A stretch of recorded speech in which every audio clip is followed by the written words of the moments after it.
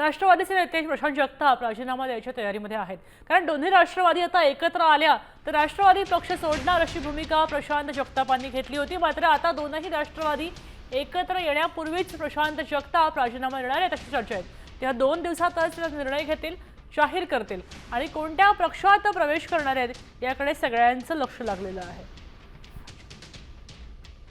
आपण पाहतोय की प्रशांत जगताप राजीनामा देणार होते। दोनही राष्ट्रवादी एकत्र आल्या तर आपण राजीनामा देऊ अशी भूमिका त्यांनी घेतली होती। मात्र आता फक्त चर्चा सुरू असतानाच आपण राजीनामा देणार आहोत असे कळतंय। तेव्हा ते आता पुन्हा भाजपकडे जातात का, कोणत्या पक्षात जातात? आपल्यासोबत अक्षय बडवे जोडले गेलेले आहेत। अक्षय, आपण पाहतोय की आता जगताप राजीनामा देत आहेत, ते कोणत्या पक्षात जाऊ शकतात? शरद पवारांच्या राष्ट्रवादी काँग्रेसचे शहर अध्यक्ष प्रशांत जगताप हे गेल्या काही दिवसांपासून नाराज असल्याची चर्चा आहे आणि आज पुन्हा एकदा प्रशांत जगताप यांनी पक्षासमोर राजीनाम्याचा प्रस्ताव जो आहे तो ठेवलेला आहे।